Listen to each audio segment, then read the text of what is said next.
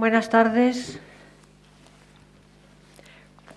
Bienvenidos a esta sesión final de un ciclo que empezó hablando de Eros y Psique y que concluye, es decir, con una historia remota y mítica y que ha pasado por otras travesías desde la obra de pintores catalanes y más recientemente sobre el tema de la iconoclastia, la destrucción de imágenes, la erosión, etcétera.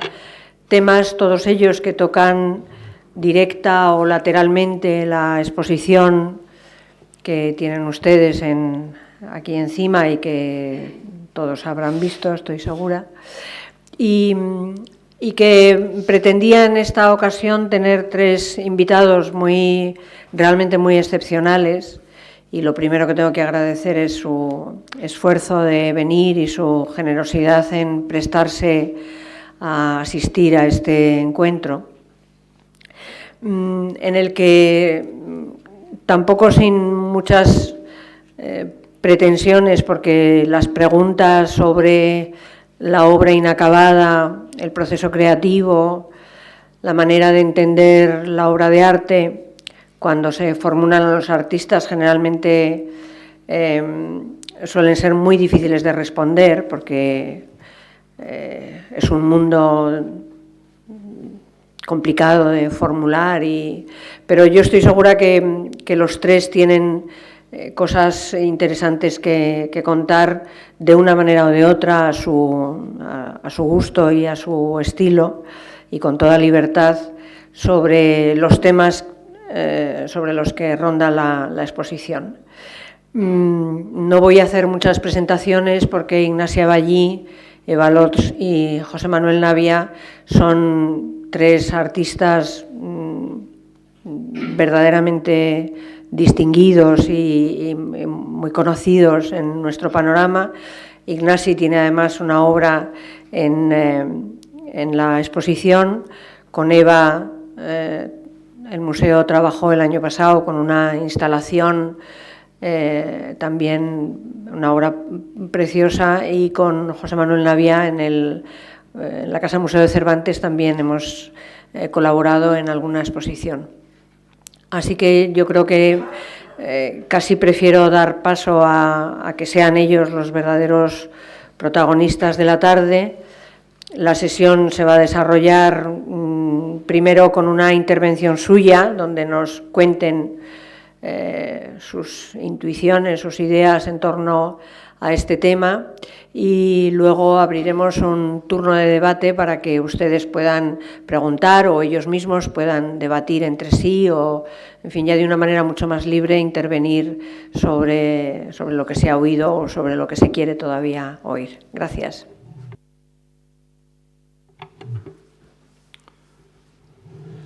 Muchas gracias, María, por la invitación a participar en este debate con mis amigos y colegas, y gracias también por haber incluido una obra en la exposición que he visitado esta mañana y que me ha gustado muchísimo, y que he visto algunas piezas que me han emocionado especialmente, como por ejemplo el pequeño boceto de Georges Perec sobre la vida e instrucciones de uso, que es un autor que para mí es una referencia, y poder ver ese material en directo pues ha sido muy interesante, ¿no? Y muy atractivo.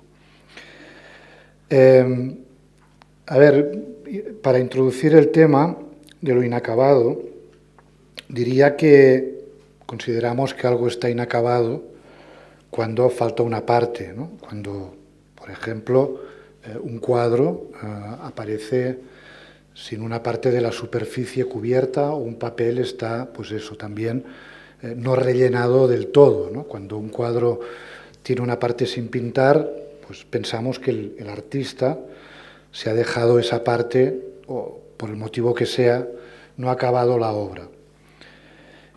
Lo inacabado es muy sugerente, por otro lado, porque nos permite imaginar qué es eso que falta, ¿no? esa parte que no está, cómo sería si estuviera, y también nos permite ver cómo es el proceso creativo en algunos casos.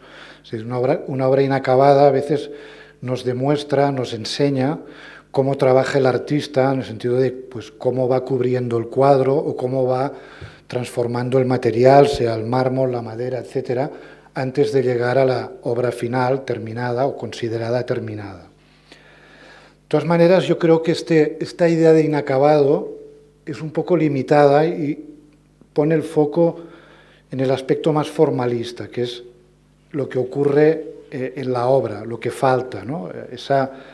Ese fragmento que no está y debería estar. Pero si partimos de la idea que el mundo en su totalidad, la Tierra, el planeta en el que vivimos, no está acabado, es evidente que está en continua transformación, en continua evolución, o sea, no está terminado el mundo, pienso que todo lo que está en él tampoco está acabado. Cualquier cosa que pensemos que esté en el planeta Tierra no está acabada.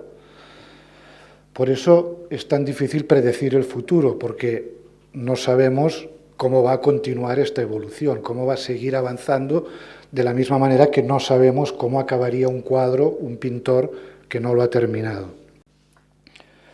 Probablemente, a partir de esta idea, el mundo solo estará acabado cuando desaparezca, cuando deje de existir, cuando no haya nada sobre él que nos recuerde lo que ha habido sobre él o la memoria que podemos tener de su existencia. Algunos autores, he leído, dicen, físicos, que probablemente a la Tierra le quedan unos 5.000 millones de años y que en esa fecha el Sol explotará y la Tierra será absorbida por esa explosión y desaparecerá. Es una cifra que puede parecer muy grande, teniendo en cuenta que el Big Bang son unos 14.000 millones de años, pero también es ponerle un final, ¿no? Sabemos que en ese día, en ese momento, el mundo desaparecerá y por lo tanto acabará. Por eso creo que de los materiales o de los elementos que están en nuestro planeta, en la Tierra, más cercanos a eso, uno de ellos sería el polvo. El polvo es un material terminal resultado de la mezcla de todo lo que se erosiona, que se destruye, que forma parte de la atmósfera y que prácticamente ya no tiene una progresión más allá de su estado.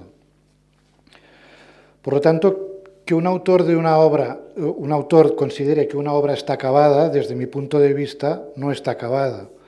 Y me explico. Cuando, por ejemplo, Velázquez acabó Las Meninas, para él estaba acabada. Pero las Meninas de la época de Velázquez son muy diferentes a las Meninas de hoy, o cómo la vemos. Desde la época que el cuadro fue pintado hasta hoy, han ido acumulando muchas capas de lecturas, de teorías, de contenidos, de visualizaciones, que para mí forman parte de la propia pintura. Por lo tanto, no está acabado. En ese sentido, ninguna obra está acabada, ni literaria, ni de cine, ni de pintura, ni de música, ¿no? Porque la evolución, el paso del tiempo le va añadiendo lo que seguramente no tenía cuando el autor decidió que esa obra había terminado. Por poner un ejemplo muy sencillo, la Biblia nos dice que Dios creó el mundo en 6 días. El séptimo parece que descansó. Pero esa creación del mundo es solo el principio, no es el final.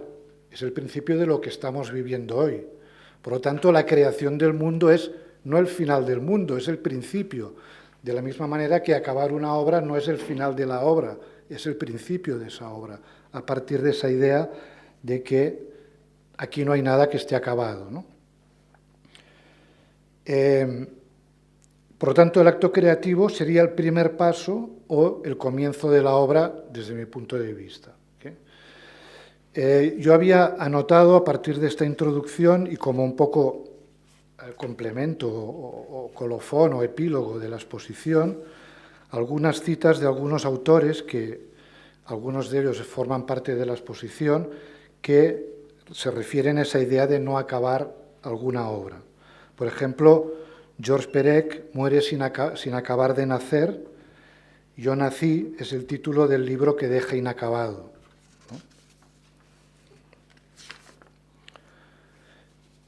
Un influyente poeta surrealista, se llamaba Jacques Bachet, nunca escribió nada. Cervantes decía de sí mismo que también debía ser admirado por lo que no escribió. Somos todos sin nombre, inacabados, dice Víctor Serge. El malabarista de la gravedad, personaje no pintado en El Gran Ver. El Gran Ver de Marcel Duchamp, definitivamente inacabado por aburrimiento, en 1923, después de 8 años de trabajo.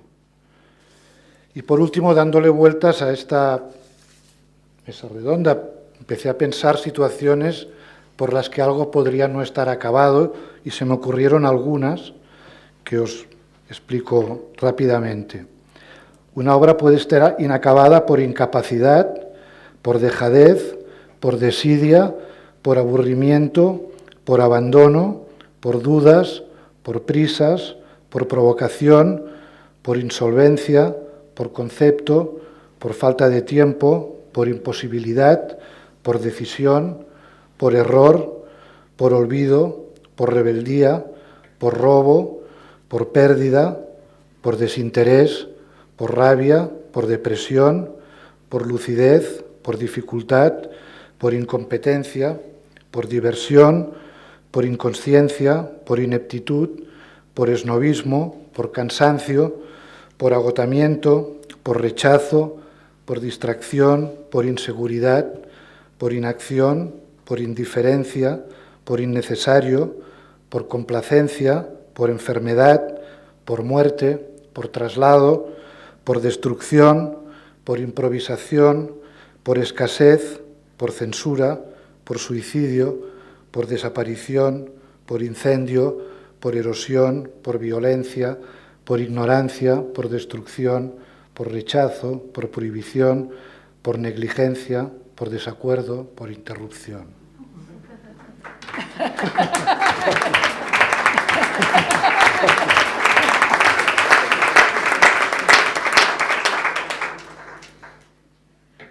Me toca, ¿no?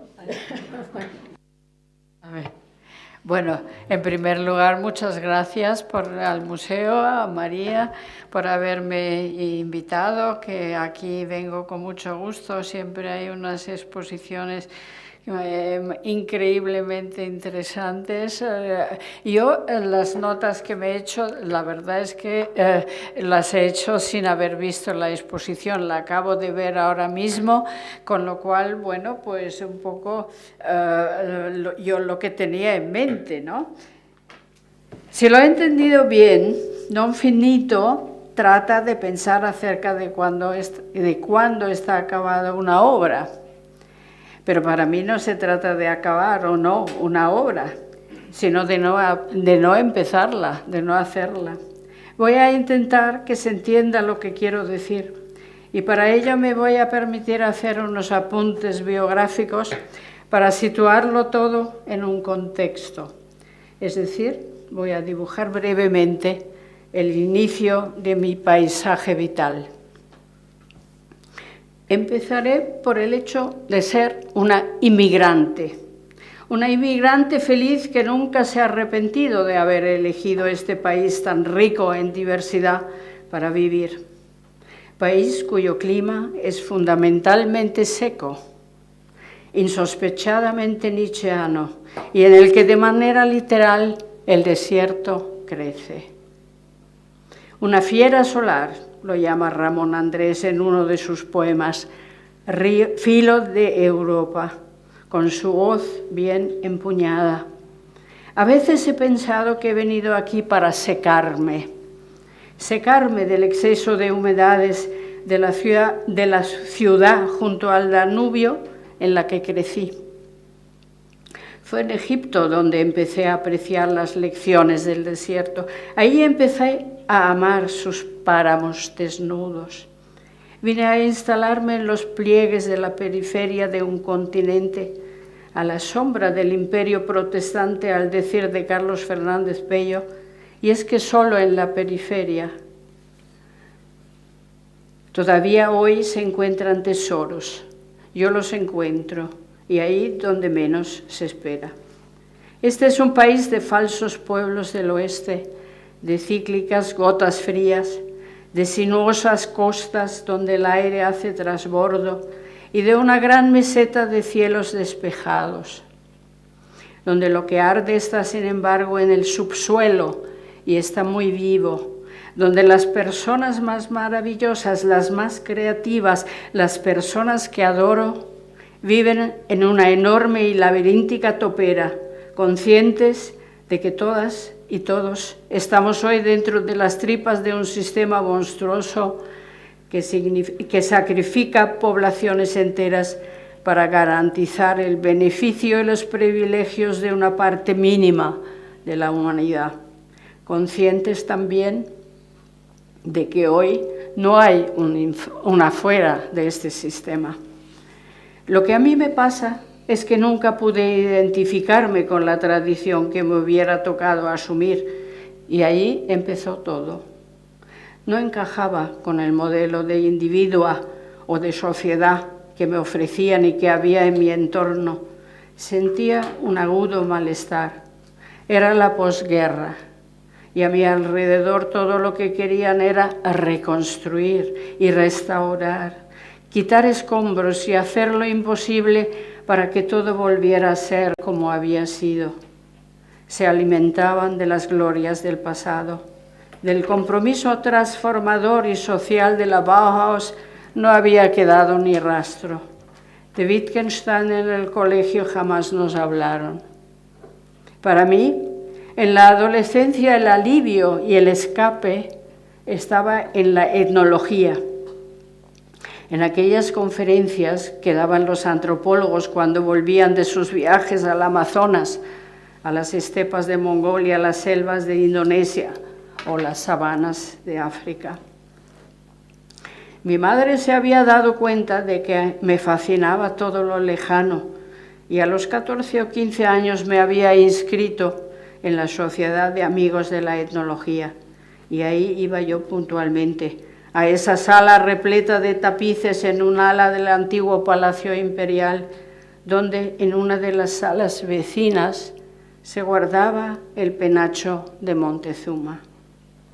Lo que en estas salas aprendí es que las sociedades podían ser de muchas maneras, de que las visiones del mundo y las costumbres podían ser muy diferentes, que la sociedad que me había tocado vivir no era más que una de las muchas posibles, y se formó en mí la apetencia hacia otras maneras de vivir. En el fondo, lo que quería ser es mi propia salvaje. Conocía bien la historia de arte. En mi casa eran aficionados. En primero de bachillerato, para sorpresa de mis profesoras, distinguía sin dificultad una iglesia gótica de una barroca o románica. Todo esto solo para decir que cuando vine a este país a finales de los años 60 y empecé a trabajar en el arte, lo que quería es olvidar el mundo de mamá y papá.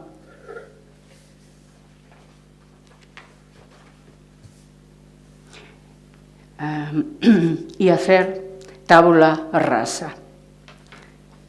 No se trataba de añadir nuevos ismos al arte, sino de encontrar otras formas de hacer. Buscaba un hacer crudo, un hacer que no tuviera que ver con mi persona, que no fuera resultado de experiencias, deseos u opiniones personales. En los 70 dije aquello de lo que yo pudiera tener que decir no me interesa en absoluto, porque había un desacuerdo de base con el modelo de sujeto, acusado sin duda por el hecho de ser mujer. La cuestión era cómo hacer que las cosas se hagan solas, cómo hacer sin hacer, cómo producir para ser producido. Así lo expresaba entonces el filósofo Patricio Bulnes. Fue entonces cuando abandoné el lienzo y el bastidor, empecé a trabajar con la parafina y me decanté por seguir a los materiales, las propiedades que tienen, los procesos que desencadenan, los caminos que abren. y por una actividad que reflejara de la manera más esquemática posible los verbos del hacer: arrugar, empapar, plegar, unir, aumentar, disminuir, derramar, diluir. Aquellas piezas de los años 70 y 80 son lecciones de insignificancia, ejercicios del no decir. ¿Qué tiene todo esto que ver con la creatividad? Habría que preguntar aquí hasta qué punto el concepto de creatividad entra dentro del paquete del sujeto ilustrado que se trataba de rechazar, dado que este sujeto es precisamente el que sabe lo que quiere y tiene algo que decir. Y da que pensar que a los ejecutivos de las grandes empresas actualmente se les estimula a seguir cursos de creatividad. Se ve que se ha corrido la voz de que hay algo que se llama serendipia, que son los descubrimientos que cambiaron el mundo y sin embargo se hicieron sin querer, de chiripa, por así decirlo. El ejemplo que en relación a esto se suele poner es el descubrimiento de América y el de la penicilina por el doctor Fleming. Lo que está claro es que el hacer no haciendo del que yo hablo no tiene nada que ver con la pasividad, con el conformismo, el laissez-faire o la falta de imaginación. En mi caso, el rechazo del individuo y todo lo que lleva aparejado, al principio fue completamente intuitivo. Con el tiempo, sin embargo, evolucionó hacia una comprensión más articulada. Resumiendo, diría hoy que a lo largo de los años he ido comprendiendo que la necesidad más apremiante en los tiempos que corren es la de abandonar el dualismo cartesiano, aquel responsable de oponer mente y materia, alma y cuerpo, sujeto y objeto, naturaleza y cultura, teoría y praxis, hombre y mujer, y toda una retahíla de oposiciones binarias asociadas, y con ello repensar el tema de la alteridad y superar un esquema que ya no corresponde a nuestro tiempo y que nos mantiene encerrados en la oposición de nosotros versus ellos. Es decir, superar la creencia de que las soluciones de nuestra tradición, de nuestra lógica, de nuestra ciencia son las mejores. Mientras él o la otra siga siendo un objeto, no hay manera de compaginarse con ella o con él. De lo que se trata es, como ya apuntaba Deleuze, de reconstruir el lazo quebrantado por la modernidad entre las vidas humanas y la materialidad de los cuerpos y de la tierra. Hace falta abandonar la idea del sujeto abstracto que está en el origen de la filosofía occidental moderna y que nos ha alejado del cuerpo y de nuestros semejantes. Hace falta repensar la comunidad en una época en la que ya no hay un fondo vinculante de trascendencia, es decir, una religión asumida por la mayoría para fomentar la cohesión de la sociedad. Hace falta sacar a las cosas de la autoclausura del ente, porque todo está conectado. Para decirlo con una metáfora, el agua puede lavar a todas las cosas excepto a sí misma. De la misma manera, el agua solo puede actuar como agua, actuando sobre lo que no es agua, es decir, transgrediendo la clausura del ente. Vemos todos los días como tanto el feminismo como el pensamiento decolonial, para no hablar de los neonacionalismos, están cayendo en la trampa del nosotros frente a ellos. Es un tema que existe un desarrollo amplio y no es este el lugar para hacerlo. Solo apuntaré que los filósofos que a mí me ayudaron a pensarlo, confieso cierto vicio por leer filosofía, y por si a alguien le pudiera servir, han sido Spinoza, Merleau-Ponty, últimamente una hermosa conferencia de Marina Garcés, y Keiji Nishitani, del que he tomado prestada la metáfora del agua. A continuación, y dado que dibujo mucho, quiero hacer un apunte acerca de un determinado tipo de dibujo que me interesa porque ejemplifica el olvido de sí. En los que llamo dibujos conductores, el trazo no busca la complicidad o la aprobación del espectador, ni siquiera lo tiene en cuenta. No mira hacia el patio de butacas, miran hacia el lado donde la autora o el autor vislumbra a una presa, consciente de que el más mínimo paso en falso la espantaría para siempre. Son pura alerta, puro acecho. No cuentan por su aspecto, obedecen a la urgencia de plasmar algo que nada tiene que ver con la urgencia de lucirse. Están hechos en el más completo olvido de sí. Son puro trayecto, pura huella, imaginación en movimiento. Se encuentran a menudo allí donde él o la autora no sabe de arte, entre los escritos médicos, botánicos, etnográficos, entre la producción de los niños, de los psicóticos, de los pueblos llamados primitivos, pero no solo allí, pues aparecen también en algunos de los llamados maestros.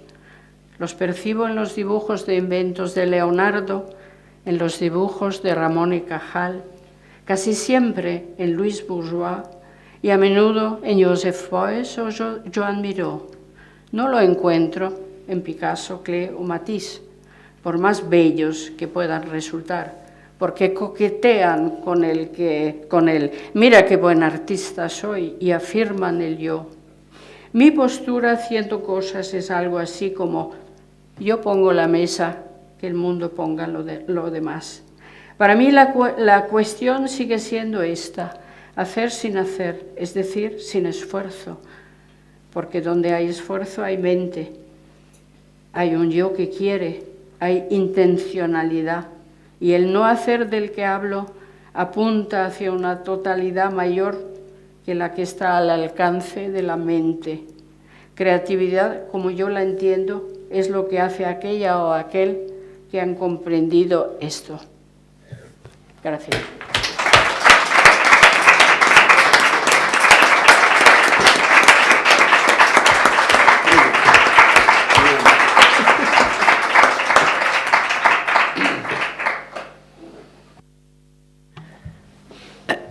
Bueno, parece que me toca. Buenas tardes, muchísimas gracias a María y a su equipo, al museo, porque efectivamente coincido con mi compañero y mi compañera de mesa en esta mesa redonda, que te llamen del Museo de Valladolid, de escultura, es siempre un placer y pocas cosas se hacen en este museo, al menos de un tiempo a esta parte, que nos resulten interesantes y motivadoras. Hubo una exposición que sé que para María es un tema especialmente cercano sobre la nostalgia y la melancolía, que es un mundo muy obsesivo para mí, hasta el punto de que tengo por ahí un libro que se llama Nostos, que no deja de ser la raíz o la mitad de la raíz de la palabra nostalgia, ¿no? En aquella exposición no hace falta decir lo que disfrute. Entonces, bueno, es siempre un placer. Y ella digamos que antes comentaba un poco en broma, también comentábamos antes de subir, que la ventaja de ir el tercero es que uno siempre puede tener la tentación de decir estoy completamente de acuerdo con lo que han dicho mis antecesores en el uso de la palabra y no tengo más que añadir. En este caso, encima, como ya sospechaba, hay mucho de verdad en ello, porque me interesa mucho lo que han comentado. Pero antes María, cuando nos presentaba, ha dejado caer algo que no suele dar puntadas sin hilo, que es verdad, que es que cuando a las personas que estamos trabajando en lo que a mí me gustaría llamar el lenguaje, en un sentido amplio, intentando contar cosas, ¿no?, a través de distintas herramientas y de distintos materiales, cada vez que nos piden teorizar mucho, bueno, siempre es complicado, porque parece que de alguna manera, si fuéramos capaces de hacerlo de forma muy terminada, no necesitaríamos ni hacer instalaciones, ni pintar, ni fotografiar, ni componer música. Siempre tengo la tentación de recordarlo. Estaba notando ahora una frase muy interesante de un escritor americano, de Saul Bellow, cuando le entrevistaban hace años, no muchos, algunos años, en el New Yorker, y que probablemente algunos habréis oído, y el periodista cultural que le intentaba obligar a hablar mucho sobre teoría literaria. Hubo un momento que, para dar por zanjado el asunto, el señor Bellow dijo: mire usted, yo es que soy pájaro, no ornitólogo, que me parece que no se puede decir mejor. Bueno, yo sospecho que en esta mesa lo que hay son más 3 pájaros, o 2 pájaros y una pájara, que 3 ornitólogos, pero nos han pedido que hagamos de ornitólogos, y yo por lo menos pues lo hago también feliz, porque es una manera de estar entre amigos y de hablar de las cosas que de verdad nos importan, ¿no? Y en ese sentido voy a retomar cosas que me apetecía mucho escuchar con toda atención, lo que se iba diciendo antes, y me ha gustado muchísimo lo que decía Ignasi.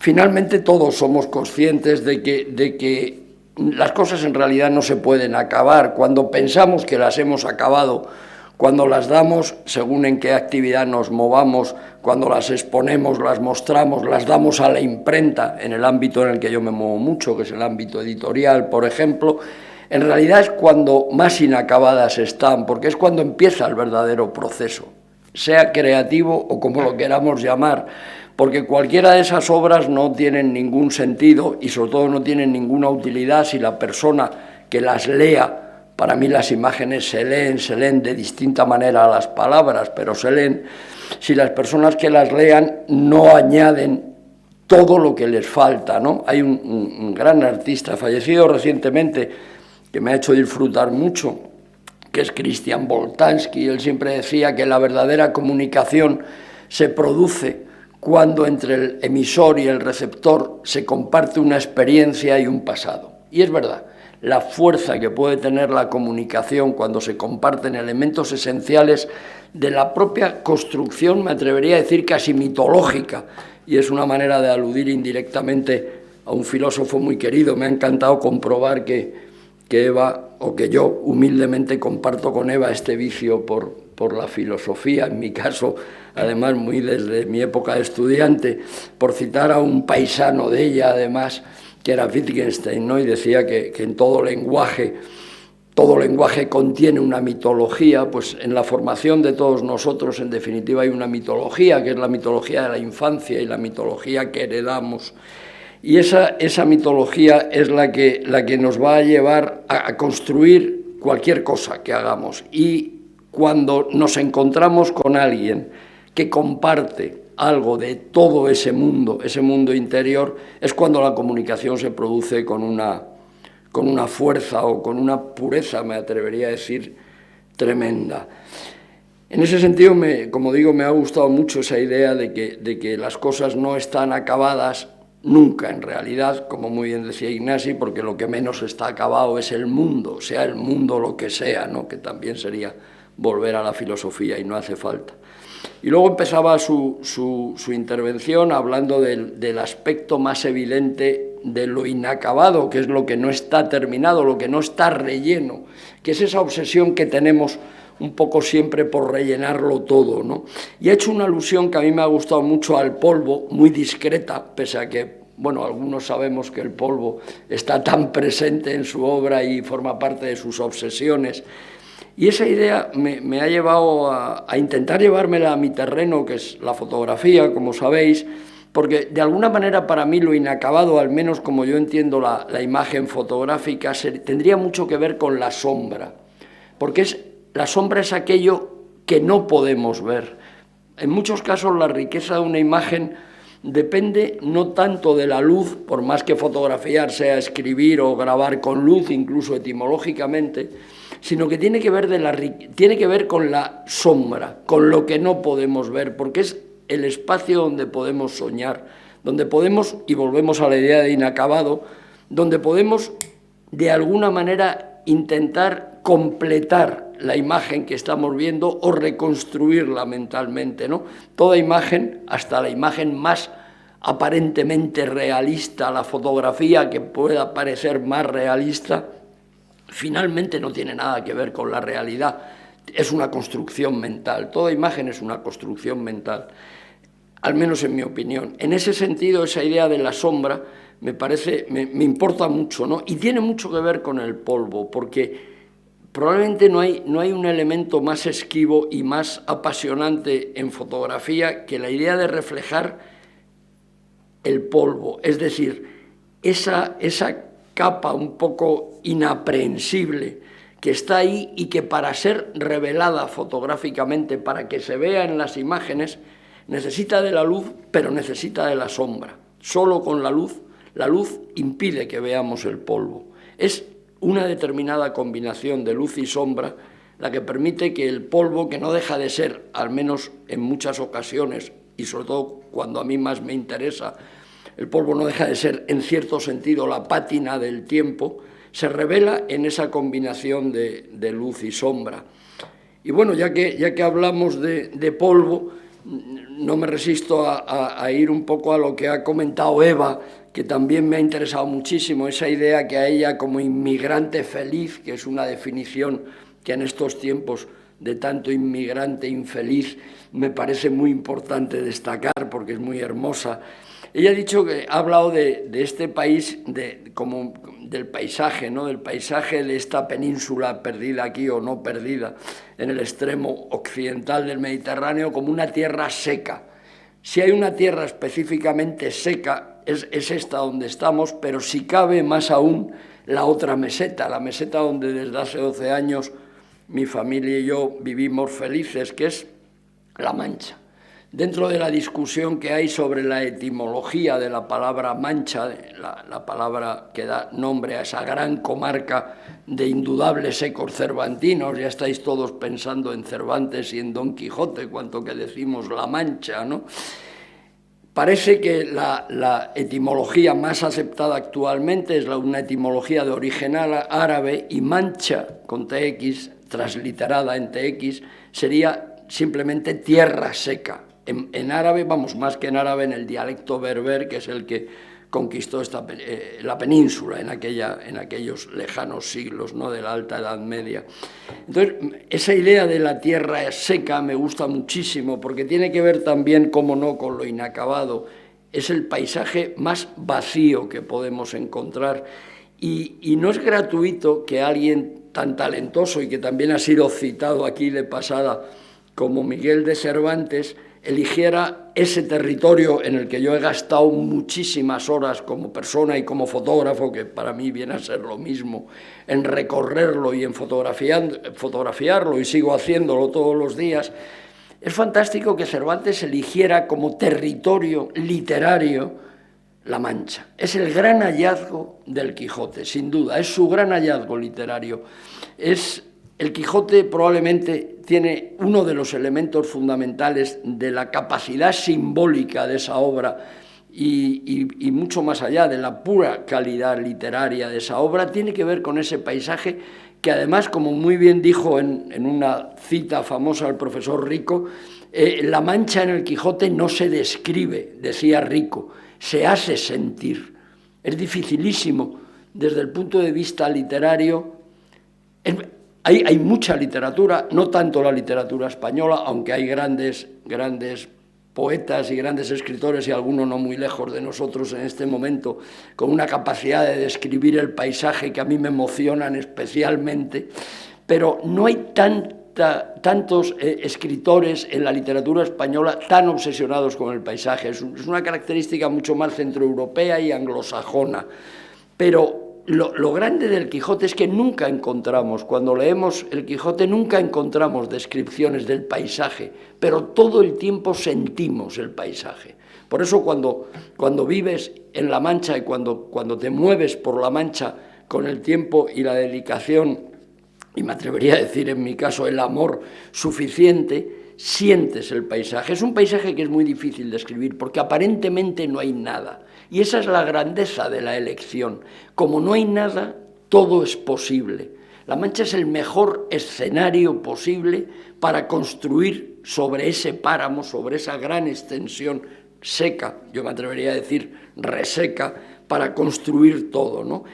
Y de alguna manera podríamos decir que es un paisaje sin prestigio, que es una cosa que a veces hay gente muy querida que le da pena que yo lo diga así, pero a mí me gusta mucho decirlo, porque es verdad, es un paisaje sin prestigio. Como Don Quijote era un hidalgo sin prestigio, ¿no? Esa idea de llevar también, gran hallazgo de Cervantes, de llevar al mundo de la literatura, como decía Cernuda, a la gente vulgar, a los pastores, los caminos, las ventas, las posadas. Eso no se había hecho hasta que lo hizo Cervantes de la manera que lo hizo, porque no son actores secundarios del drama, son los protagonistas. Y eso es todo muy fascinante. Todo ese es un mundo inacabado. Es fantástico que Don Quijote, cuando de alguna manera da fin a su vida, cuando se da cuenta que va a morir y decide volver a su pueblo, ya no tiene ningún interés, recobra la cordura. Lo fantástico era todo lo anterior, mientras estaba loco. Y lo de loco, evidentemente, habría que ponerlo un poco entre comillas. Y, en fin, no me voy a extender mucho más, simplemente yo creo que es evidente, ¿no?, que como me pasa tantas veces, cuando debería hablar de fotografía, termino hablando de literatura. No solo no lo puedo evitar, ya he llegado a aceptar con los años que va teniendo uno, que es que no lo intento tampoco. Simplemente, ¿por qué? Porque para mí, si algo me ha llevado a ser fotógrafo y a andar por el mundo con una cámara, que me parece el oficio más maravilloso que hay, es el oficio de mirar, te pagan por mirar, me sigue alucinando que eso sea posible. Si algo me ha llevado a ser fotógrafo es la literatura, porque para mí la literatura también tiene mucho que ver, cómo no, con lo inacabado. La literatura no tiene imágenes, solo tiene palabras, pero está llena de imágenes. Son imágenes literarias, imágenes que no existen hasta que no las reconstruimos en nuestra cabeza. Lo que me fascina de la lectura, lo que me fascina de leer una buena novela, un buen poema, es la cantidad de sugerencias visuales que hay ahí detrás. Porque, y me voy a permitir, y así termino con esto, volver a citar a este querido, al que me permito casi tratar de tú a tú, lo cual por mi parte va mucho más allá de, en fin, de la desvergüenza, al querido paisano de Eva Wittgenstein. Al final, ¿cómo podríamos resumir un poco a la pata a la llana toda su obra? ¿Qué es lo fundamental que nos dijo Wittgenstein? ¿Qué nos dejó entre su primera y su segunda obra, que luego parece que no son tan distintas como él nos quería hacer pensar? Pues una frase muy sencilla, que lo que de verdad importa en la vida no se puede decir, solo se puede mostrar. Entonces, dedicarse a trabajos en los que intentamos mostrar cosas, bueno, me parece un privilegio, pues el mismo que estar aquí en tan buena compañía. Yo por mi parte nada más. Muchas gracias.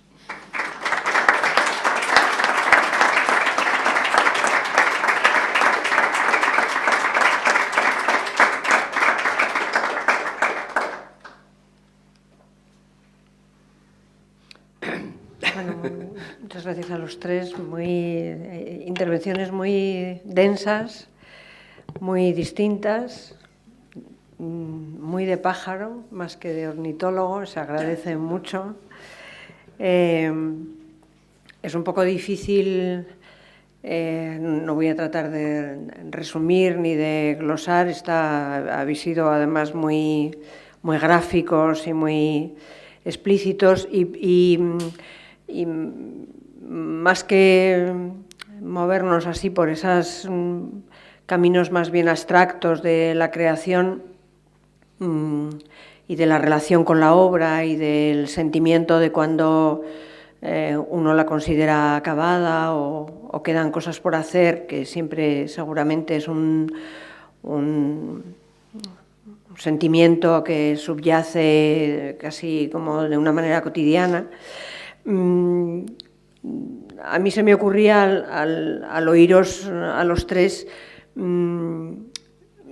que realmente José Manuel has hablado poco de fotografía, Eva en el fondo ha hablado poco también de su obra y de arte como tal, Ignasi también ha ido por otros caminos. Quería preguntaros un poco ese mundo de miradas cruzadas con otras disciplinas, con la literatura, con el cine, con la poesía, con la etnología o con la etnografía. Tiene verdaderamente un peso grande en vuestra manera de enfrentaros a la obra. Yo creo que el caso del cine, en el caso de Eva es evidente, en el caso de Ignasi me parece que también es un mundo que son referencias importantes, forman parte de esa mitología, que hay en esa mitología que inspira, impulsa, induce a la obra. No sé si podéis decir algo en ese sentido, o también son preguntas demasiado...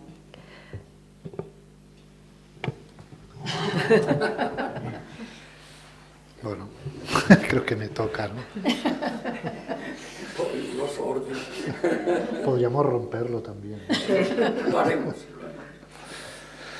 Bueno, sí, está claro que, pienso que actualmente los límites entre las disciplinas están muy diluidos, son muy difusos y que continuamente se están contaminando unas a otras.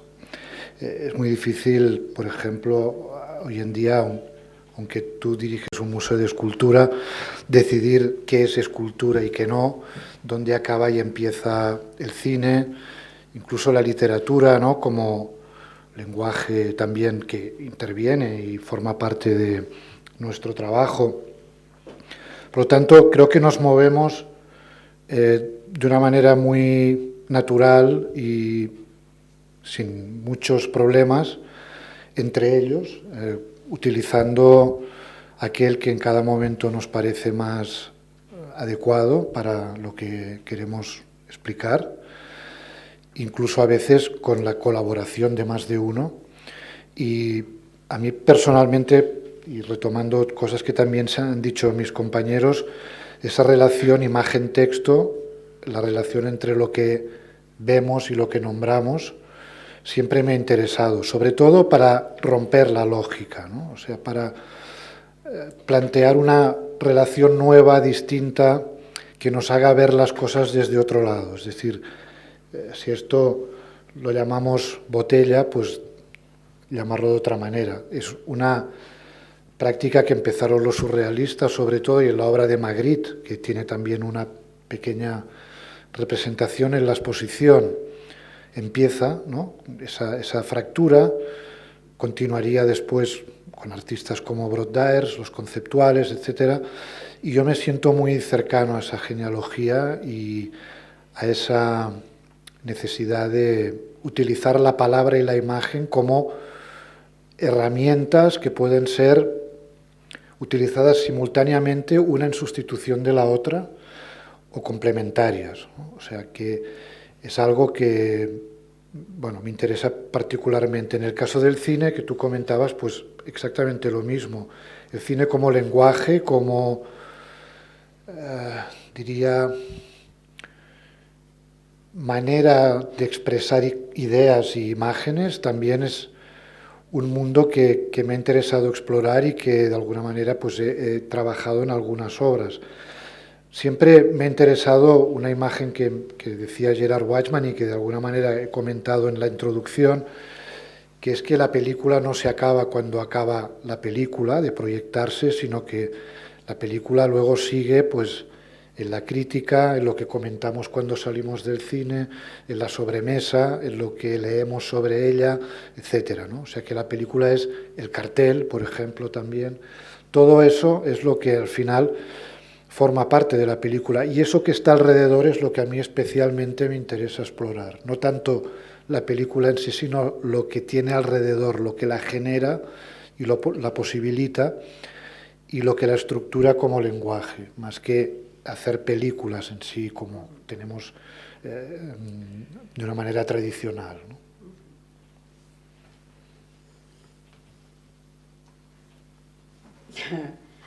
Bueno, Claro, ya, digamos, ha aludido un poco a o tratado de meterme en un terreno de un pensamiento paradójico también, pero porque para mí lo importante era realmente, digamos, abrir un poco la historia que hemos heredado, ¿no? Toda esta historia del sujeto, y sobre todo hay en lo que yo he hecho una crítica del sujeto, básicamente, ¿no? Y bueno, por supuesto, luego pues me he movido a la hora de hacer cosas, pues a mí el cine me ha interesado mucho. De hecho yo he hecho estudios de dirección de cine, ¿no? O sea pero lo importante para mí ha sido, digamos, abrir, digamos, los cauces de los cauces tradicionales de la historia del arte. Básicamente diría eso. Y eso implica pues toda una crítica de la modernidad también, ¿no? La modernidad, que precisamente, bueno, yo me he encontrado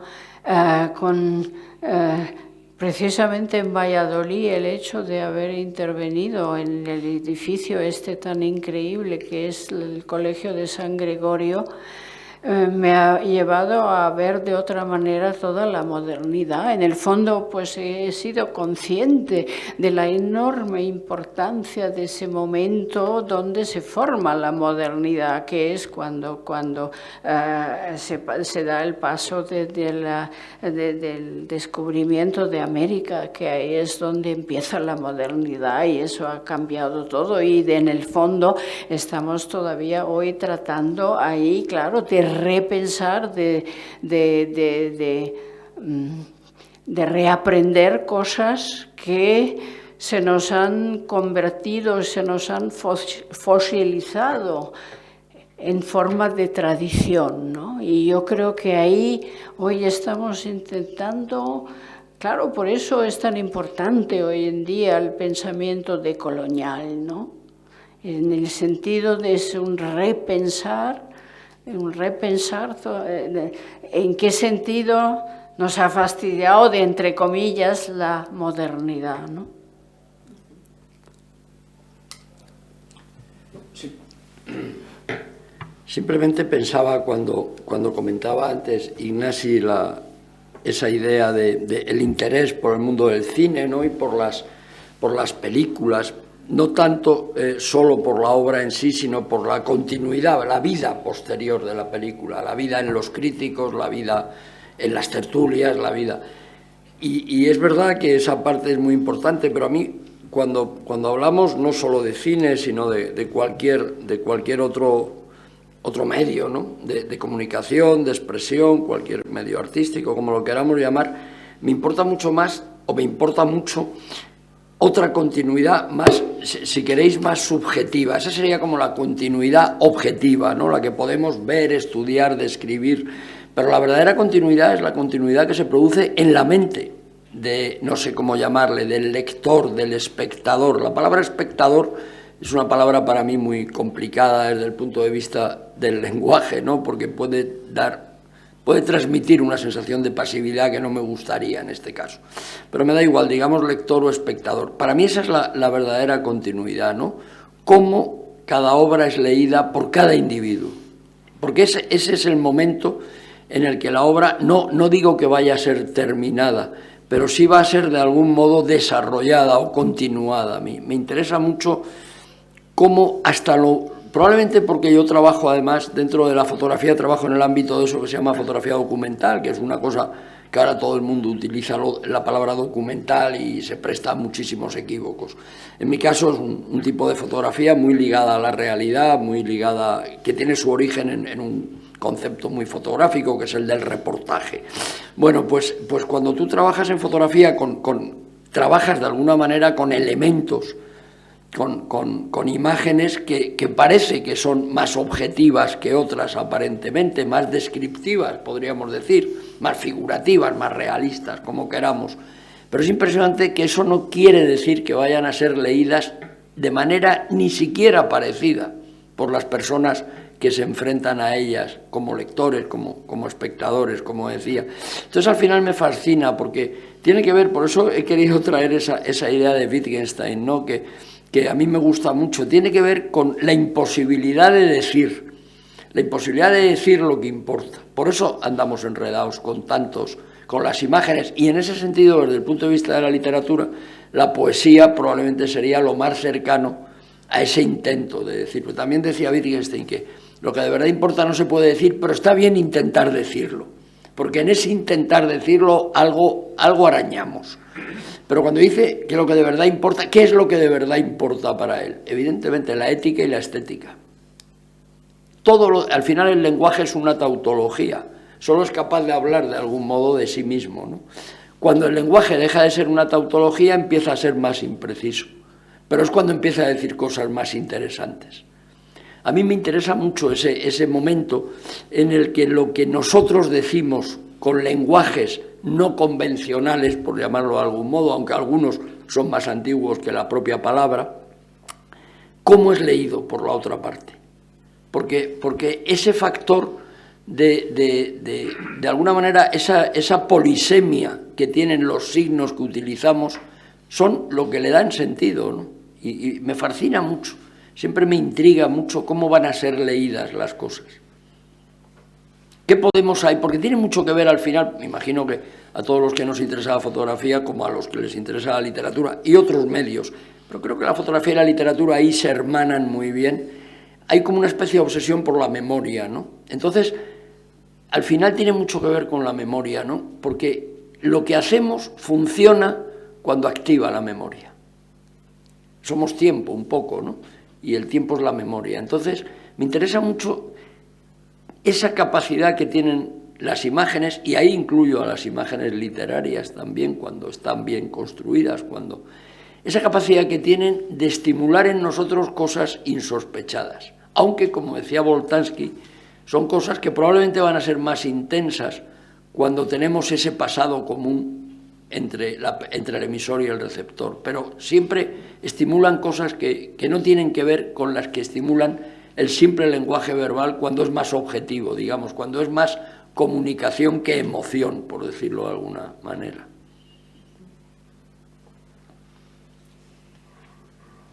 No sé si alguien del... Perdón. Gracias. No sé si alguno queréis intervenir. Estáis invitados, por supuesto, a hacer alguna pregunta a cualquiera de ellos. Sí. Fernando.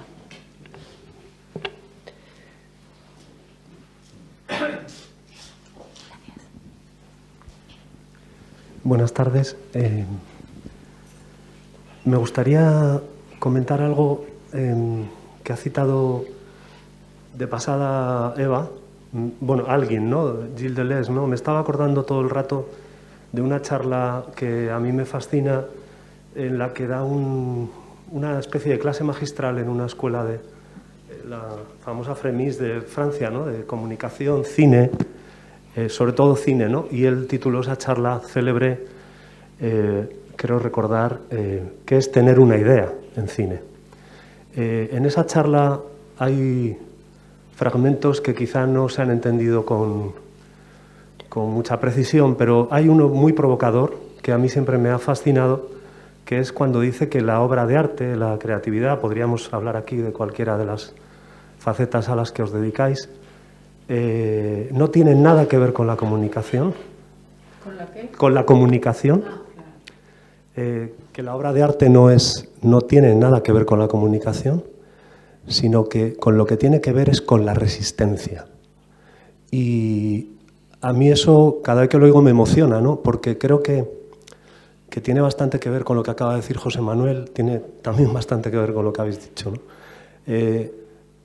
¿Hasta dónde creéis vosotros que llega en lo que hacéis esa parte de lo que se podría entender como comunicación? Yo creo que la crítica, la provocación intelectual que hace Gilles Deleuze en esa frase es maravillosa, ¿no? O sea, ¿dónde acaba, empieza, se enuncia muy brevemente lo que puede tener de comunicación una obra de arte y dónde realmente vosotros como autores de lo que nos estáis haciendo partícipes es de un acto de resistencia, independientemente de lo que se entienda a partir de esa obra que hacéis, ¿no? La multiplicidad de lecturas que admite una imagen, cualquiera de las piezas de Eva o de Ignasi, cualquiera de las imágenes de José Manuel.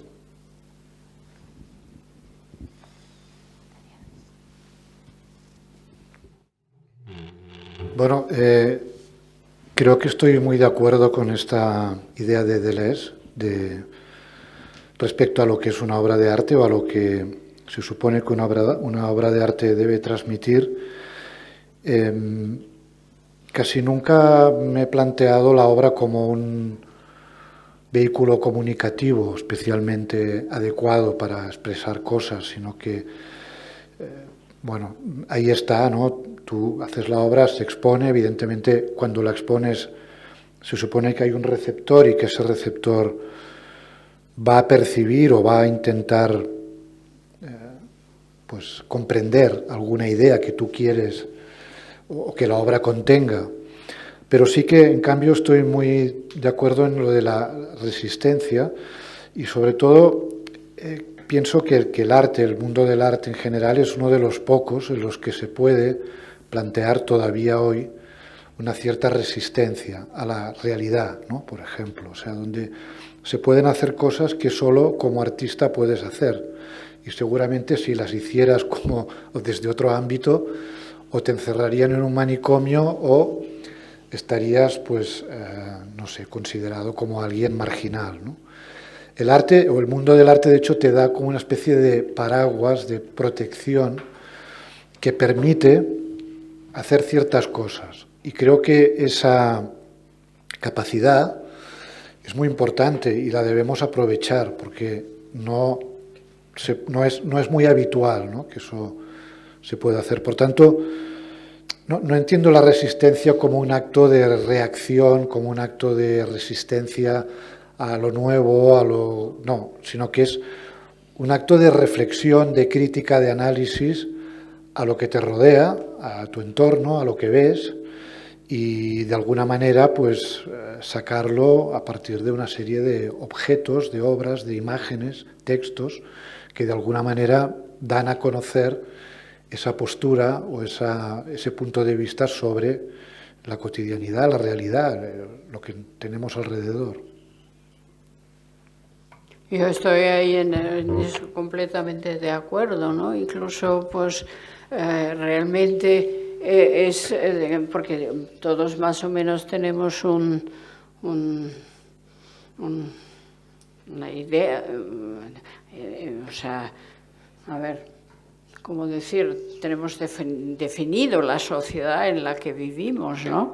Y entonces, incluso hasta cierto punto, pues lo que nosotros hacemos es casi como una especie de, somos constructores de una especie de caballo de Troya en ese mundo de que está en gran medida sobresaturado de informaciones precisamente, y introducir otra cosa, en la posibilidad del silencio. Por ejemplo, bueno, precisamente Wittgenstein decía sobre lo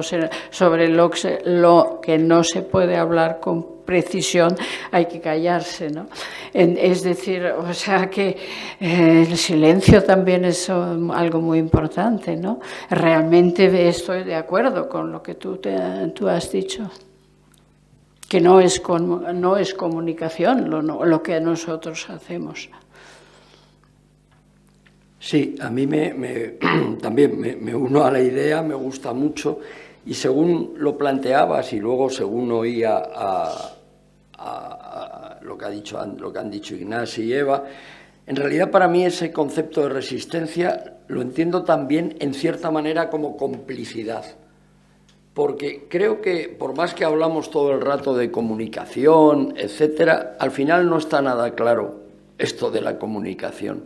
Yo tengo muchas veces la sensación de que lo que se puede lograr con las personas con las que compartimos nuestro trabajo, o que ven o disfrutan o leen nuestro trabajo o lo sufren, es complicidad. Lo que se busca es la complicidad, y es una complicidad que a veces es más racional y a veces es muy irracional, incluso muy inexplicable, pero yo creo que es más complicidad que comunicación, por más que hablemos de comunicación.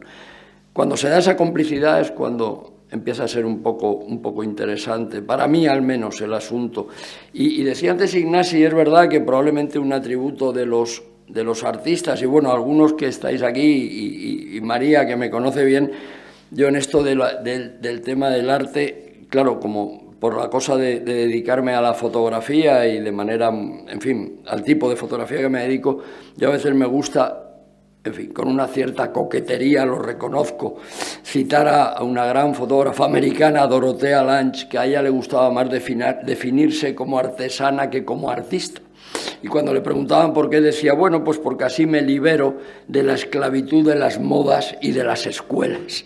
Entonces, bueno, esto es pero digo, no es necesariamente, es verdad, como decía Ignasi, que de alguna manera parece que al artista, ya sea eso lo que sea, se le permite o es el que puede permitirse, como también decía Eva, ese tipo de provocación. Pero un gesto provocativo no tiene por qué ser fruto de un artista. No he podido evitar, o no solo. Sí que es verdad, como bien ha dicho Ignasi, que si no es un artista probablemente lo van a tomar por un marginado, pero se puede dar. Y se me venía a la cabeza, precisamente en el último trabajo en el que yo he andado metido así, utilizo entre los textos que utilizo una cita de un escritor ahora bastante olvidado, provenzal, de Jean Giono, y se refiere a algo tan primitivo como las mujeres de los pueblos que hacían pan en casa. El texto habla de que en el pueblo donde él está, una mujer ha vuelto a hacer pan en casa. Y él dice que esos gestos tan aparentemente elementales, pero tan importantes, podrían cambiar el mundo. Incluso dice que son gestos revolucionarios. Dice, hacer pan en casa, el que volvieran las personas a hacer pan en su casa, podría destruir, dice Giono, y está hablando en los años 30, en Francia, claro, podría destruir todos los gobiernos del mundo. Es decir, a veces un gesto revolucionario es el gesto que, en fin, ya tan citado hasta la saciedad, que hizo Duchamp en un momento dado, pero a veces un gesto revolucionario lo puede hacer una persona de un pueblo haciendo pan en casa. A mí eso me parece, y todo eso sí tiene que ver con ese concepto de resistencia que me parece muy, muy bien traído. Bueno, eso va con recoser, en el sentido de coser, de volver a conectar con la materialidad de las cosas, ¿no? Que hemos perdido en gran medida, ¿no? A propósito de eso, hay como una especie de convención que separa, cuando se trata de hablar de arte, de la parte mental de proyección, de la parte material de realización, como si fuesen sucesivas y como si fuesen distintas. Yo creo que una de las rupturas que en buena medida se está produciendo y a las que tú te referías antes, en ese planteamiento tan binario de el alma, el cuerpo, la mente, la mano, el hombre, la mujer, tiene sentido justamente volver a entender la creación como un arte en el que hay esa circularidad entre el pensar y el hacer, y que esa frontera entre el arte y la artesanía es una frontera muy artificial. Y bueno, y si hay un arte que lo demuestra muy bien es el arte de la escultura, por ejemplo, ¿no? Que tiene, donde la materia tiene una fuerza imaginante, ¿no? que condiciona el trabajo del artista, y que hay una, diríamos, esa frontera no es una frontera real, ¿no? Aunque luego académicamente se haya producido, casi podríamos decir, un olvido, un rechazo, etcétera, ¿no? Cuando vemos una cartela en un museo sobre una obra, por ejemplo, sobre una escultura, pues todos nos fijamos en el autor, en la fecha, en el título, ¿no? hay una parte que dice óleo sobre tela o madera en su color, ¿no? O yo qué sé, yeso, en fin, digamos que el ámbito de los materiales es muy rico, ¿no? Y ese renglón pasa desapercibido cuando a veces realmente es donde está ahí la verdad de la obra, ¿no? La verdad artística, donde se ha terminado refugiando lo que diferencia al arte de lo que no es arte, ¿no? Porque si hay algo que diferencia a un Cristo yacente de madera, de un Cristo yacente de verdad, si es que eso se puede imaginar, es justamente que se trata de un material manipulado, ¿no? Que es una pieza de madera, ¿no? Y seguramente una recuperación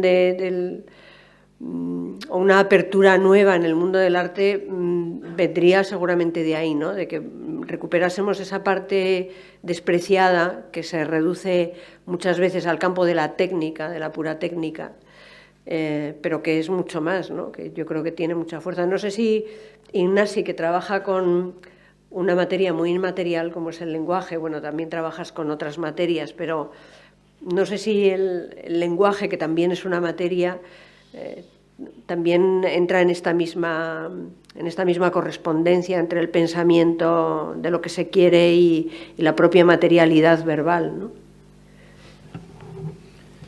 Sí, claro. En la cartela nunca pones lenguaje como material, ¿no? O sea, aunque sea lo principal en la obra, pones, pues, no sé, collage, lo que sea, donde está incorporado el lenguaje. Pero sí, está claro que es un material más, forma parte de nuestra cotidianidad también, ¿no? Cómo hablamos, cómo escribimos, y utilizar esa parte de la realidad, que es el lenguaje, pues para mí es tan importante, interesante o digamos, útil como la madera, el hierro o la piedra, ¿no? O el óleo, por decir, materiales más tradicionales.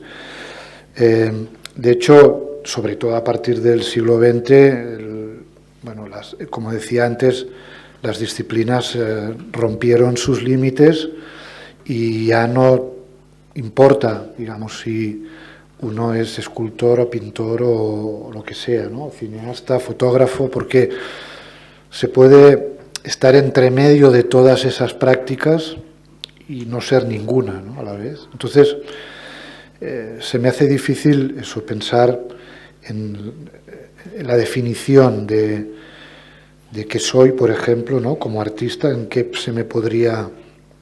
disciplina se me podría situar, porque no, transito de una a otra con total libertad, digamos, ¿no? Yo diría que, por ejemplo, el hecho mismo, aunque en tu trabajo esté tan presente el lenguaje, y de una manera tan casi, o sea, exclusiva, hace hincapié en el hecho de que en un momento dado se produce una brecha entre las cosas y la palabra. O sea, eso ha sido un giro, o sea, de pronto que nos hayamos vuelto conscientes de que entre las cosas y la manera como lo nombramos, hay una brecha. Y tu trabajo hace consciente eso, ¿no? Creo que es una obra tuya, ¿no? Que pone ver, nombrar o... Sí. Bueno, yo muchas veces he hecho así esa... Sí, aquí, nombrar, sí. Pero que también estaba un poco en claro, en esa misma línea, claro, sí, de hacer eso consciente, ¿no? Porque hubo una época muy larga cuando la gente asumía de que la palabra es la cosa. Sí, digamos... La ruptura entre significado y significante, entre lo que ves y lo que nombras, o entre el objeto y la palabra, ¿no? Esa ruptura es lo que exploramos, como muchos otros artistas, ¿no? Claro. Pero que es, bueno, una línea para mí muy interesante, ¿no? Y aplicarla también a otros lenguajes, por ejemplo, al cine. La presencia del lenguaje en el cine es algo que me interesa también, por ejemplo, a través de los subtítulos, ¿no?, de las películas, o de la sinopsis de las películas, ¿no? Sí. Cómo una película de 3 horas se puede explicar en 3 líneas, por ejemplo, en la cartelera, ¿no?, del periódico. Explorar eso, ver la sinopsis y luego ir a ver la película y pensar, a ver, yo la verdad es que entre eso que he leído y lo que he visto, hombre, sí, algo hay, ¿no? Pero ser sinopsista debe ser algo complicadísimo, porque esa capacidad de sintetizar algo complejo en 2 líneas es realmente difícil, pero fascinante también, ¿no? O ver la relación que hay cuando conoces la lengua de la película, el idioma, y ves los subtítulos y ves esa distancia, ¿no?, que se produce. Bueno, hurgar ahí, ¿no?, y desarrollar a fondo esa relación complicada entre lo que ocurre en la pantalla y lo que dicen los personajes y lo que te dicen que dicen, ¿no?, que ves escrito. Todo eso para mí es un mundo muy rico y muy atractivo para meterse en él, ¿no?, y romperlo. Claro, pero también hay muy diversas maneras de tratar el cine, de trabajar el cine, porque luego está el cine puramente narrativo, ¿no?, donde hay un claro paralelismo entre los tópicos que se pronuncian o que están dichos en el guión, o precisamente el cine donde precisamente se hace hincapié en Godard es un buen ejemplo, ¿no? Ahí te haces, o sea, consciente de esa dualidad, ¿no? A mí me parece muy interesante, sobre todo cuando hablamos del cine o de la fotografía, porque es extrapolable en relación a lo que planteabais, a la materia, porque una cosa es el lenguaje, pero otra es la parte puramente material. Tú te referías a la escultura o la instalación, me daría igual. Es decir, hay una serie de obras donde la materia utilizada no solo es que sea importante, a veces es en la propia obra surge del entendimiento de los materiales, ¿no?, que es algo que a mí me parece muy hermoso. Pero claro, yo creo, si apagáis un micrófono igual, ¿están apagados? Es que hay uno que está acoplado un poco. Bueno, entonces yo creo que es muy interesante, para mí siempre hay un punto ahí de reflexión, que es qué hacemos con los medios que surgen de la revolución industrial. Primero la fotografía, luego el cine. ¿Cuál es la materia ahí? Porque eso es otra cosa. De hecho, incluso lo que no es material, el caso que citaba Ignasi, de la obra que él hace, donde el lenguaje a veces es la parte, como decía Eva, ¿no?, esencial de la obra, pero él mismo ha dicho en un momento dado, ¿no?, Ignasi, dice, pero bueno, hay que poner una cartela, y hay que poner algo en la cartela, y entonces pones collage, o como mucho a lo mejor aludes al texto que estás utilizando, hay que hacer una cartela. Hay que darle fisicidad a la obra, porque parece que si no, no hay obra. Claro, eso para los que utilizamos técnicas donde ¿cuál es la materia, ¿no? ¿Cuál es la materia de la fotografía? ¿Qué es la película o ahora el sensor?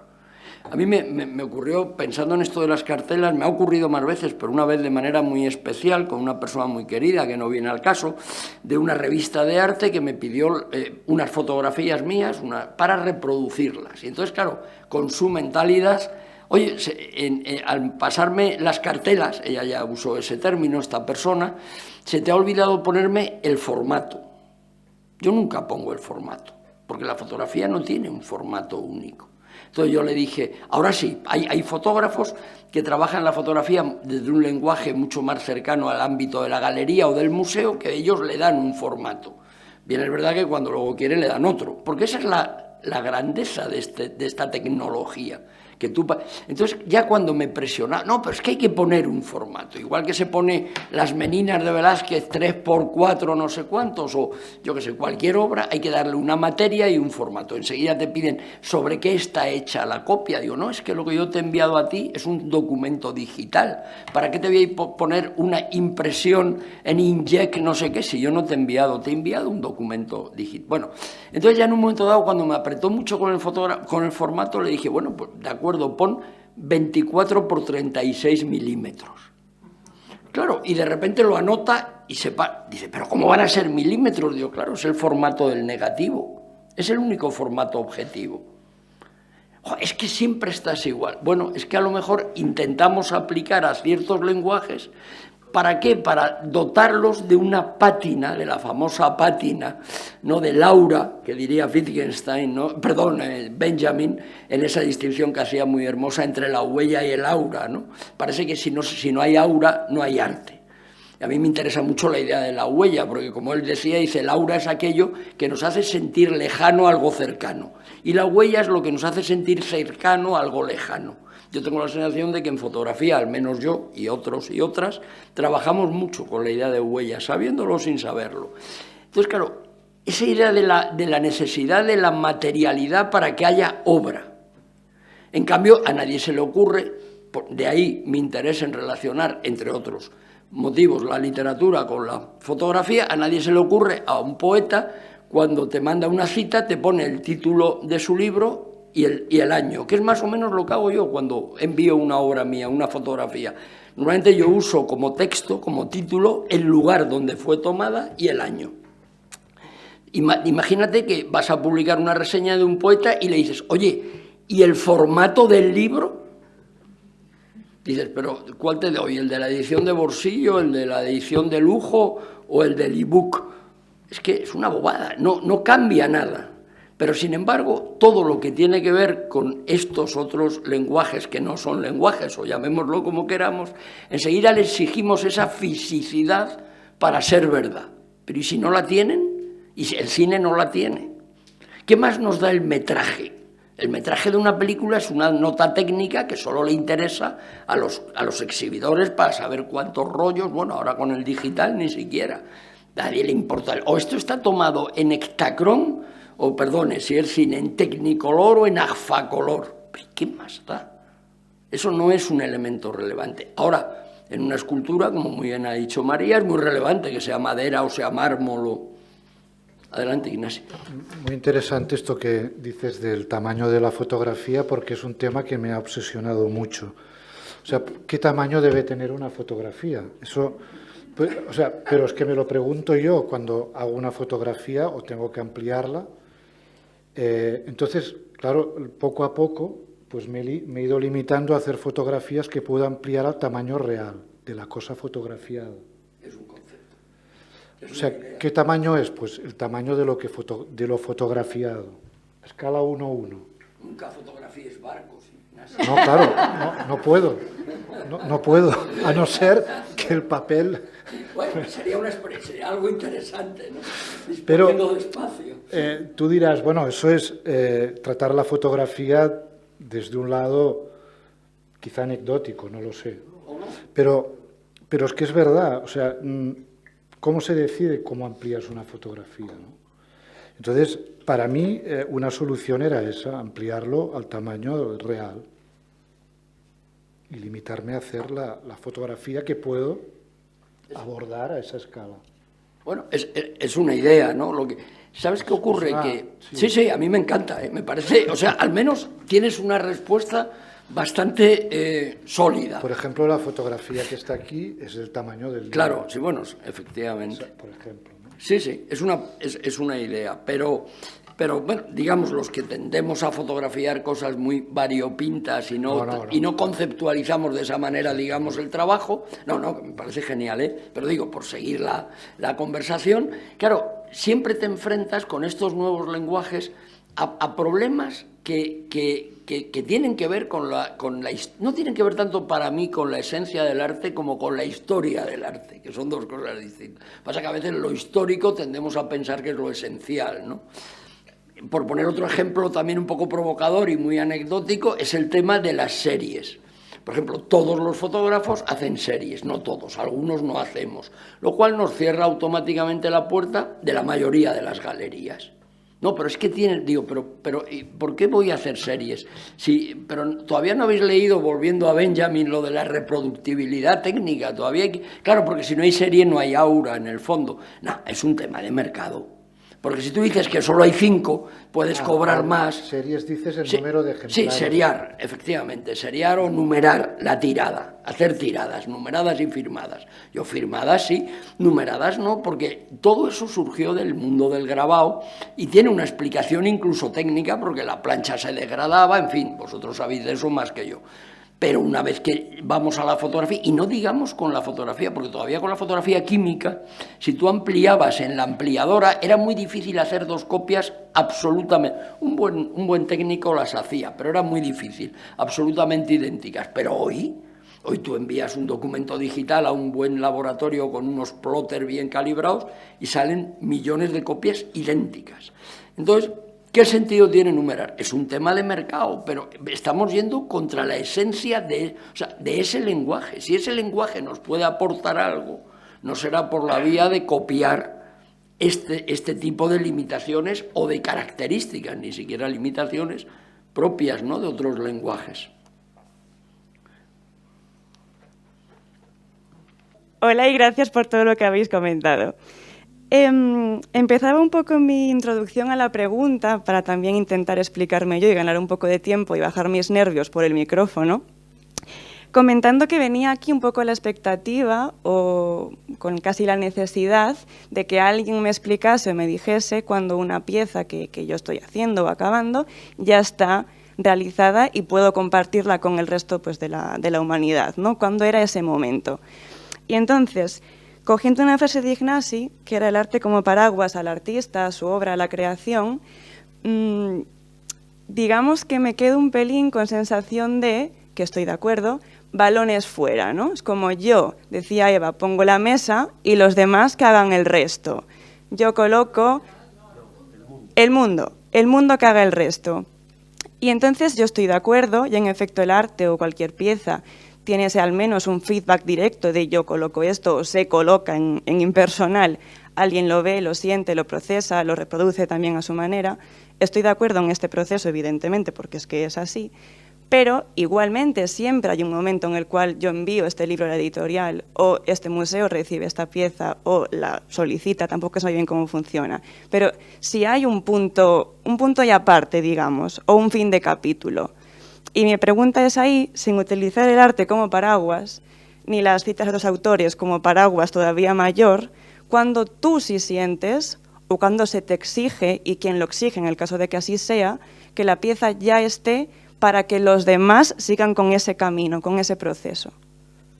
¿Me he explicado? Vale.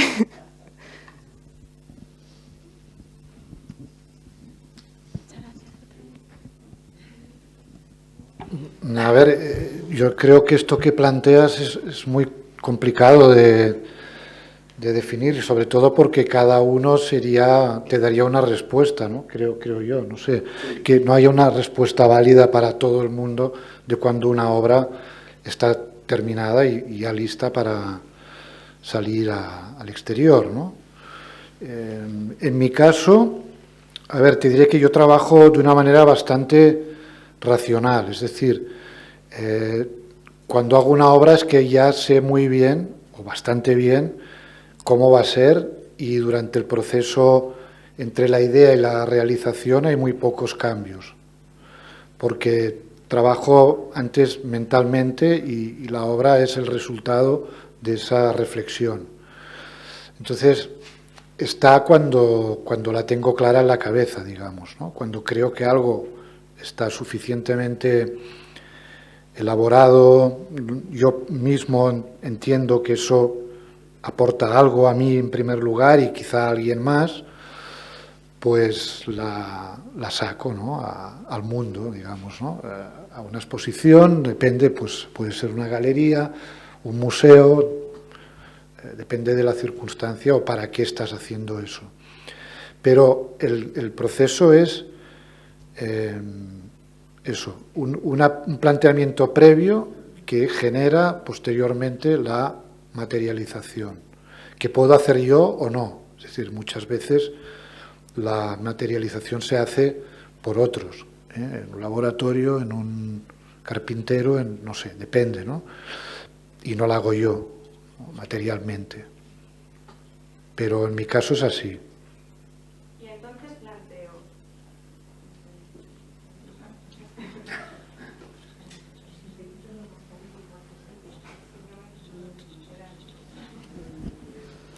Es que tenía justo eso también anotado. Hablamos entonces de que al menos para ti en algún proyecto concreto o en todos, hay un momento en el cual el proyecto está acabado. Yo lo he enviado, he trabajado la idea, se ha ejecutado y he llegado pues a un fin, a un término. Entonces yo pregunto, como el ser humano a lo largo del tiempo y también el artista y todo es mutable, ¿deja la pieza de estar acabada? Me refiero, tú haces una obra, se acaba, tú cambias como persona. ¿Esa obra se acabó porque tu yo del pasado la acabó o ya tiene otro sentido, con lo cual nunca ninguna pieza dejará de estar finalizada? No, como he comentado antes, es lo segundo que comentas, o sea, creo que nunca estará acabada. Y claro, sí que ocurre que en algunas ocasiones ese tiempo entre la reflexión y la producción no es muy largo y a veces, reconsideras o te arrepientes de haber hecho eso o que consideras que podría haber sido mejor o diferente.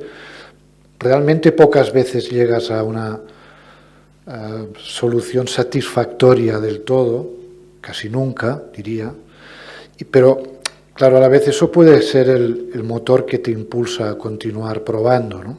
A continuar intentándolo, porque un fracaso lleva a otro y a otro y a otro hasta ver si por fin algún día o en algún momento puedes llegar a algo pues mínimamente. Realmente la sensación que tengo es que muchas veces la obra se escapa, aunque esté hecha a partir de esa pretensión racional. La obra no es como querías. No sé por qué, pero se ha ido hacia otro lado, ¿no?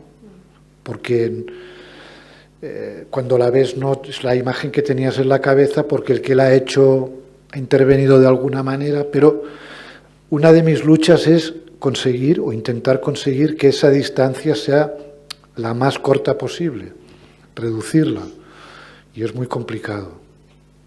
Muchas veces pienso que no he hecho la obra que me hubiera gustado hacer, es así de claro, pero, o sea, creo que no haces la obra que quieres, sino la que puedes, que es muy distinto, la que eres capaz de hacer. Es que al final, de algún modo, ese momento en el que hay que dar, que plantea ella, en el fondo es un compromiso.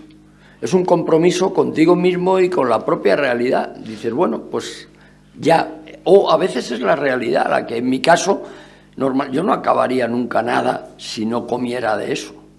Pero claro, tengo que entregar algo para que me paguen algo y seguir con esta ficción a la que llamamos mundo, ¿no? Entonces, al final son compromisos, pero me imagino lo que ha dicho Ignasi, es que tiene tanto que ver con el tipo de lenguaje, con cómo trabajamos, con lo que hacemos cada uno y con cómo lo vivimos cada persona. En mi caso, siempre acabar es una faena, no acabaría. Yo seguiría haciéndolos, de hecho sigo haciendo los mismos temas que me interesaban con 20 y tantos años de otra manera, pero no tan distinta. Con lo cual puedes pensar, pues qué desastre, no progresas nada, y es verdad, porque al final esa insatisfacción siempre está ahí. O sea, entre lo que tú, y se da en trabajos más conceptuales, como los que hacen Ignasi o Eva, pero es que se da en el ámbito de la fotografía en el que yo me muevo, documental, porque una fotografía no tiene el más mínimo interés si tú no la has soñado previamente. Fotografiar no es captar lo que está ahí delante, es intentar buscar ahí delante lo que tú has soñado. Entonces, al final, como nunca lo logras, pues claro, es que es un desastre, pero sí que es verdad que piensas que en algún momento esta vez sí que va. Y luego lo ves y unas veces es un poco mejor que el anterior y otras es incluso peor, con lo cual dices, vaya malgastamiento de tiempo.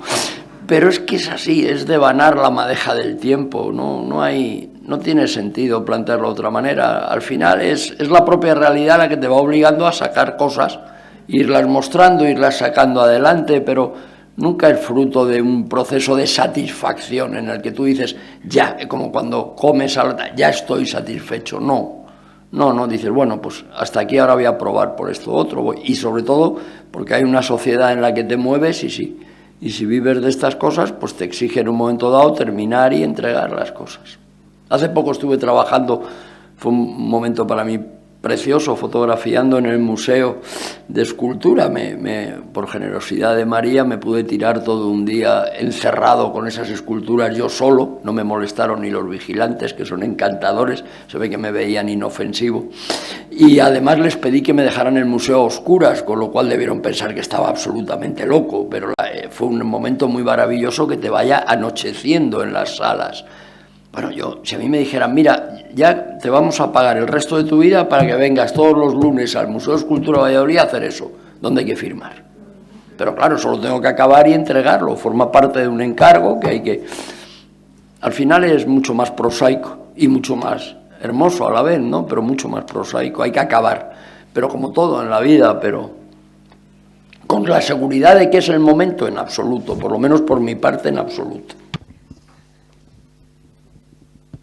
Sí, de hecho esas presiones, esos límites que tenemos son un estímulo a la vez, porque si no seguramente todo se dilataría tanto que no se acabaría concretando, pero tal día inauguras y ahí tiene que estar, y es una forma de obligarte a concretar, porque si no tuvieras ese plazo... Claro, seríamos unos diletantes eternos. Vete a saber. Buenas tardes, muchas gracias por vuestras intervenciones. Mi pregunta, ya que tenéis una carrera tan dilatada, ¿no?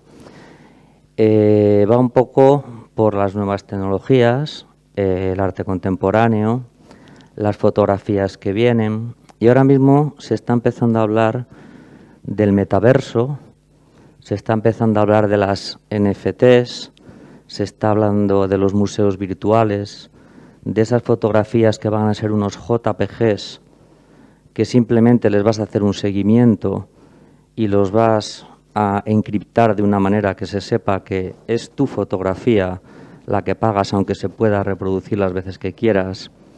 Entonces, cuando se habla del material, mi pregunta va un poco para si cualquiera de los tres estáis experimentando o pensando en eso, que dentro de nada va a ser la realidad. ¿Qué pasa cuando el material se vuelve inmaterial? Esa es mi pregunta.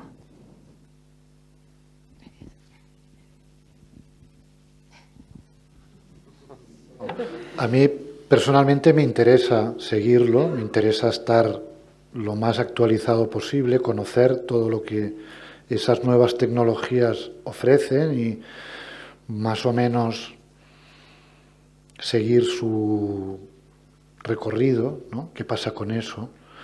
Pero también te diré que, por ejemplo, ha habido muchas... O sea, cuando salió Internet y se hablaba del net art, parecía que eso lo iba a revolucionar todo y realmente he visto muy pocas cosas interesantes de net art, por lo menos desde mi punto de vista, ¿eh? O sea, no digo que no haya, pero muy pocas. Y me parece que las interesantes son las que se remiten más a la técnica tradicional, además, ¿no? O sea, las que de alguna manera están más en conexión con, no con el futuro, sino con el pasado, lo cual es una contradicción bastante irónica, ¿no?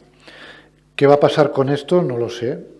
Evidentemente van saliendo constantemente nuevas posibilidades, nuevas técnicas, nuevas formas de aproximarse a la creación, a la producción, pero yo creo que ya me llega un poco tarde para adaptarme, por lo menos mi trabajo, a ese tipo de cosas. No sé qué pasará, si voy a quedar como un residuo, digamos, de museo de historia natural o qué, pero también decirte que me parece que ahora convive todo, o sea, todo es posible a la vez, es decir, tanto convive los NFTs como la pintura impresionista o como lo que te quieras imaginar, ¿no? Todo es posible. O sea, un nuevo estilo no anula a los anteriores. Cada artista utiliza el que cree más conveniente, el que es más próximo a su manera de entender lo que es la práctica artística y, de hecho, no son excluyentes. Todo está ahí, ¿no? Bueno, yo en mi caso, pues trato de definir también el proyecto y luego buscar el que es más adecuado. O sea, yo no me cierro a ciertas cosas que solamente son posibles a través del mundo digital, digamos, ¿no? Yo he hecho esculturas digitales sobre un tramo de un río, etcétera, pero por otro lado tengo yo muy también presente el tecno-optimismo y ahí soy yo bastante pesimista, o sea, no quiero fomentar tampoco ese tecno-optimismo, ¿no? Porque hay muchas otras posibilidades, pero por otra parte, claro, también nos apetece experimentar. Sí, yo en esto, además, uniéndome a lo que decís, sí que si en algo me reivindico pájaro, es en esto, y yo por mi tamaño no debo pasar de gorrión.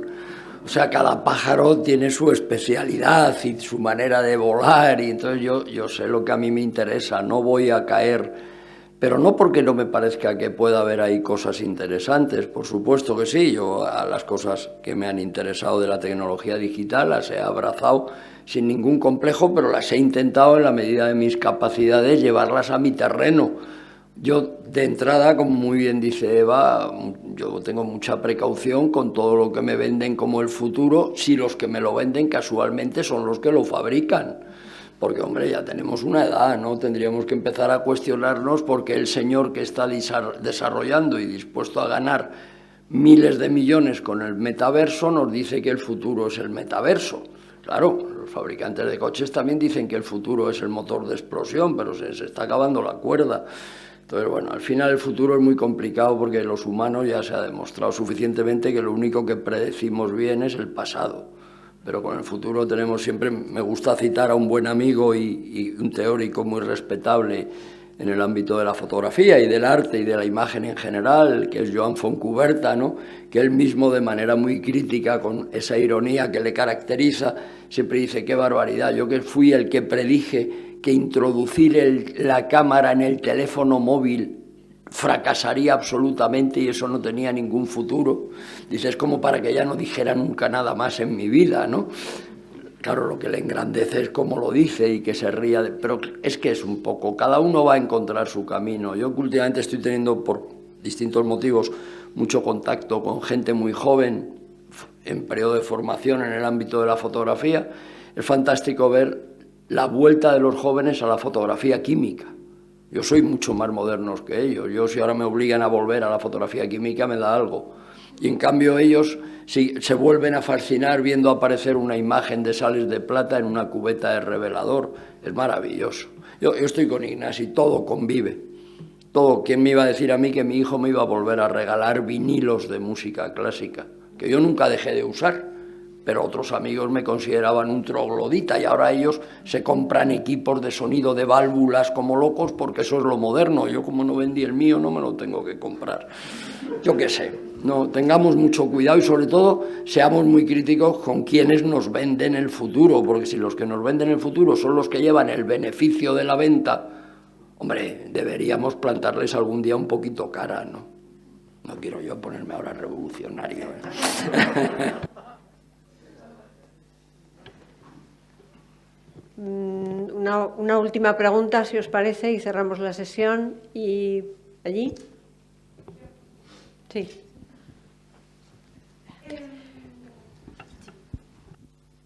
La pregunta o el tema querría dirigirlo más bien hacia Eva como mujer, pero también hacia cualquier persona pues, que quiera contestar, evidentemente.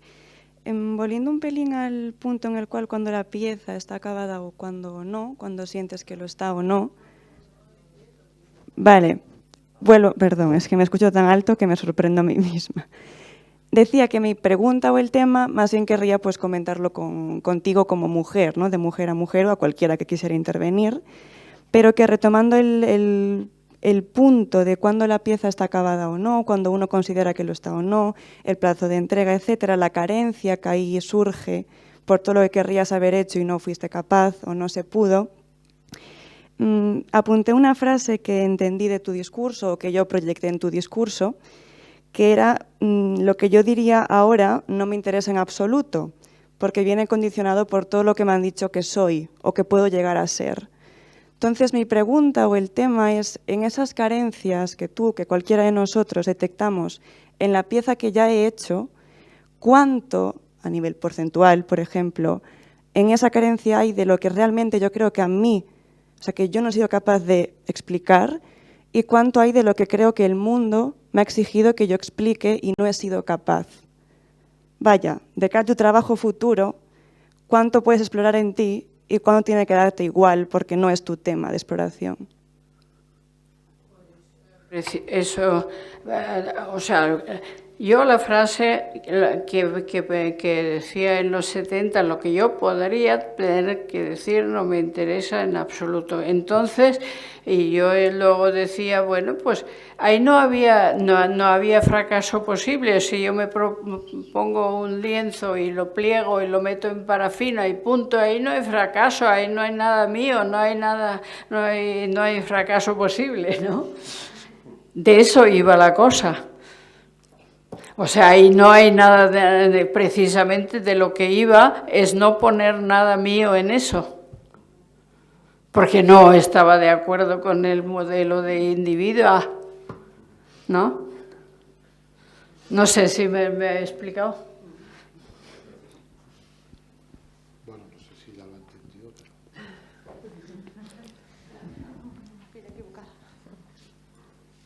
Y es muy fácil saber cuando se seca la parafina, se ha acabado y ya está.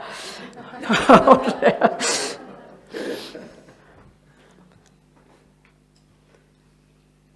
es decir, ahí no había ese típico, yo soy el genio, yo actúo, yo pongo algo de mi parte. No, precisamente eso no. Esa era la idea. Respecto a eso, yo creo que sí que hay técnicas que facilitan lo subjetivo. Por ejemplo, la pintura. Claro. Es una técnica que facilita la expresión subjetiva. Seguramente solo el pintor sabe cómo puede continuar el cuadro, ¿no? Porque es un diálogo entre él y el soporte, ¿no? Y probablemente, además, muchas veces la obra se construye sobre la marcha, se va improvisando, ¿no? En el caso de, por ejemplo, el expresionismo abstracto, etcétera, el pintor actúa sobre la tela y va construyendo el cuadro a partir de lo que va apareciendo en él. Nadie puede intervenir ahí, porque es un circuito cerrado. Creo que las obras en las que interviene una tecnología, sea la fotografía, el cine o la parafina, es más fácil tomar una distancia respecto a la obra, ¿no? O plantear una objetividad que la propia técnica facilita, porque se interpone entre ti y el resultado final. Por lo tanto si es una técnica, digamos, mecánica, ¿no? Como el cine o la fotografía, como una técnica que tú como artista propones, ahí hay ya una objetividad que, bueno, pase lo que pase, va a estar bien, porque es lo que he planeado de entrada, ¿no? Entonces, depende. Yo creo que la técnica sí que ayuda o no, o estimula más un tipo de acercamiento a lo subjetivo o a lo objetivo, ¿no? En cuanto a la expresión del autor.